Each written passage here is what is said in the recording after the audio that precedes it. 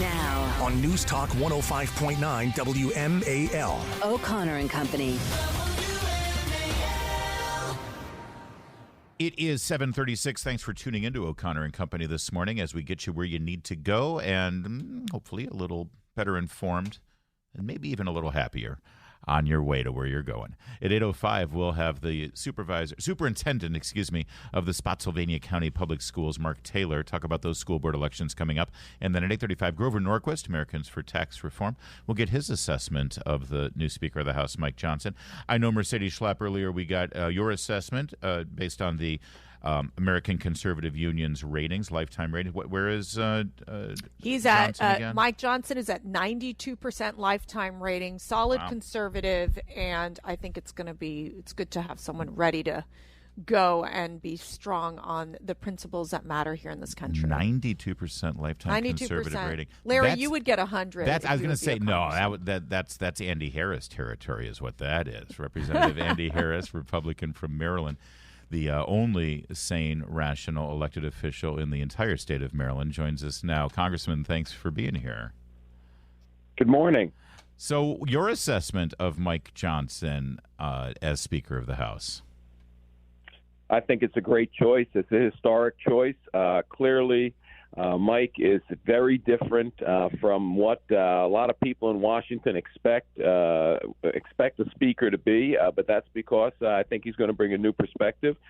He's very conservative. He's very intelligent. He has been here long enough to know what needs to be changed. If I can ask, I know we've talked about, Congressman, kind of the happy warrior in Mike Johnson, and he really seems to be the one to bring and unify the GOP conference. I got to ask you, how was the sausage made? That's like the big question. There was all this like back and forth. One member gets in. I felt like I was watching like an episode of like Survivor. Tell us, what was that defining moment that you knew, okay, Mike Johnson's going to be the next Speaker of the House?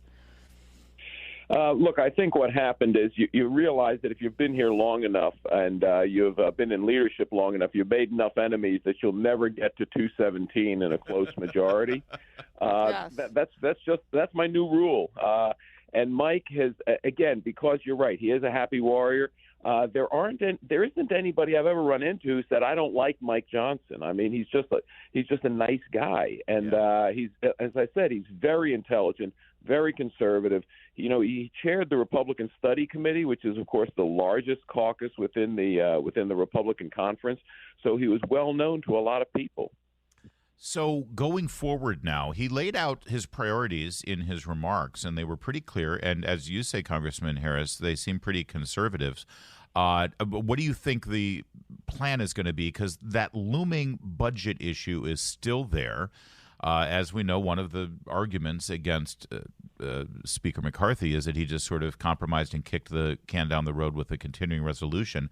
How do we fix this and actually get a real budget going for the next fiscal? Well, I think the best indicator is that Mike was elected at around 2 o'clock yesterday afternoon.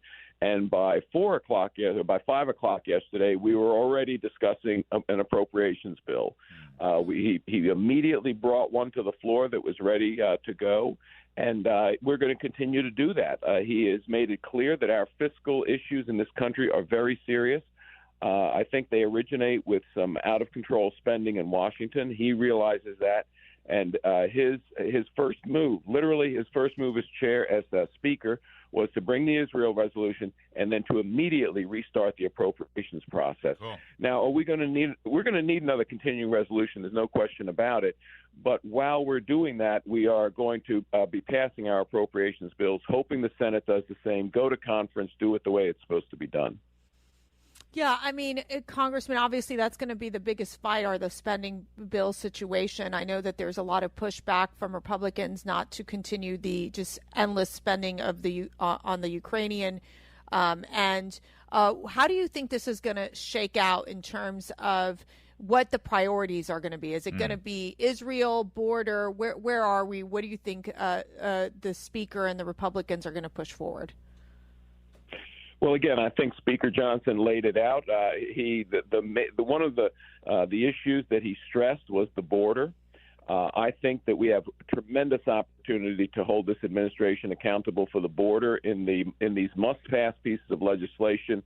The supplemental bill, which I hope that we offset with savings from the Inflation Reduction Act and other COVID monies that aren't unspent.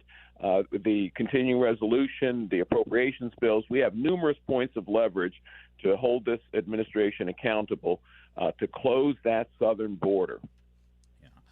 Congressman, one other question here, and it's because you're in close proximity to the nation's capital, and I know that the machinations of district council politics and how the district is run has always been at the top of your list of concerns.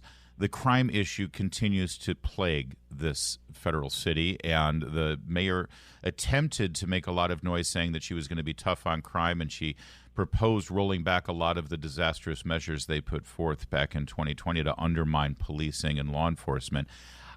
Do you think there's a stomach right now in the House of Representatives to bear down on the district and really call into question whether home rule is still a feasible option, and maybe bring the leadership and oversight of this city back under the auspices of Congress?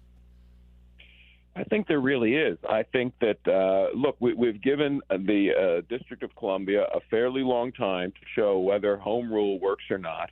And I think crime is the number one way to determine whether a local government is working or not, because everybody deserves security in their homes, security when they go out on the streets, security when they go shopping. And to be honest with you, there are a growing number of people who feel that they just can't go, they can't go anywhere in the District of Columbia because they don't feel secure. That's a primary failure of government. I think there is appetite to begin to rein in the D.C. government in areas where it fails. And if that takes a major change to the home rule, then so be it. Congressman Andy Harris, Dr. Harris, always good to talk to you, sir. Thank you.